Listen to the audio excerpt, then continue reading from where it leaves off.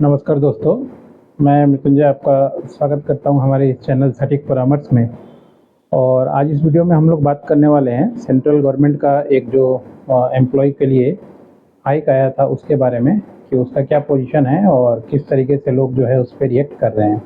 तो इसमें एक न्यूज़ भी बन रहा है कि सेंट्रल गवर्नमेंट एम्प्लॉय में get less than 2% DA in next revision, यानी 2% का जो है सेंट्रल डीए के रिगार्डिंग बात हुआ था। गवर्नमेंट ने शायद अनाउंस किया था कि 2% जो है डीए पेंशन होल्डर को और सेंट्रल गवर्नमेंट के जो एम्प्लॉय हैं उनको मिल सकता है। मगर अभी गवर्नमेंट का नया अनाउंसमेंट आया है। The central government last month announce the 2% dearness allowances DA and dearness relief DR to 55% of the 1.2 crore central employee, यानी लगभग जो 1 करोड़ 1.2 करोड़ जो सेंट्रल एम्प्लॉय हैं इनके लिए था ये।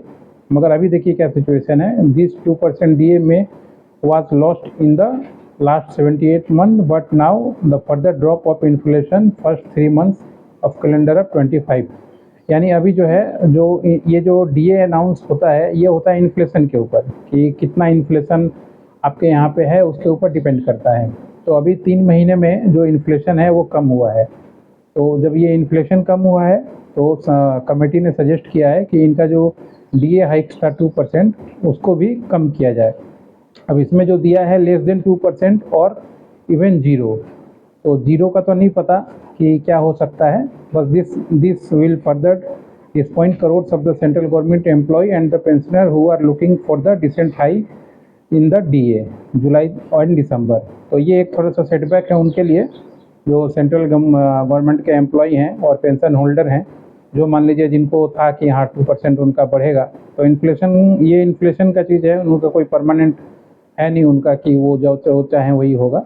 तो अब देखते हैं क्या होता है, इसका असर क्या होता है और गवर्नमेंट इस पर क्या कैलकुलेटिव डिसीजन जो है वो लेती है। अब ये अलाउंस है, जैसे मान लीजिए cost of living adjustment allowance providing by the central government to the pensioner, यानी उतार चढ़ाव जो आप जहाँ भी शहर में रहते हैं तो किसी शहर में सब्जी का दाम कुछ होता है, रेंट अलग होता है, हर एक शहर का अलग अलग है। तो इसी को मैनेज के लिए हर एक जुलाई से दिसंबर में एक स्टडी होता है और उस पर जो डीए अलाउंस जो है वो मिलता है, रहने का तरीका। अब यही चीज़ है। अब इसमें मान लीजिए बहुत सारी चीज़ें हैं, गवर्नमेंट हमेशा रिसर्च करते रहती है, मगर ये एक सेटबैक है। देखते हैं इसका क्या असर आता है। कैलकुलेशन भी इसका होता है 7th पे कमीशन पे, इसका फार्मूला है जो ये काम कर रहा है और 2001 को जो इसका बेस माना जाता है और उसी के ऊपर कैलकुलेट करके जो है चीज़ें दी जाती हैं। तो अब देखते हैं, शायद हो सके इनको ना मिले।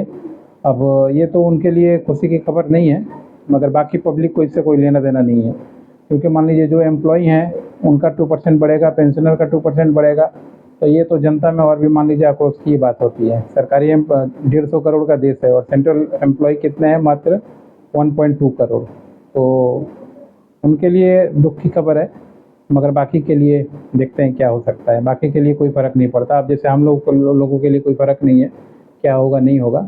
अब देखें गवर्नमेंट इस पर क्या डिसीजन लेती है और क्या देती है।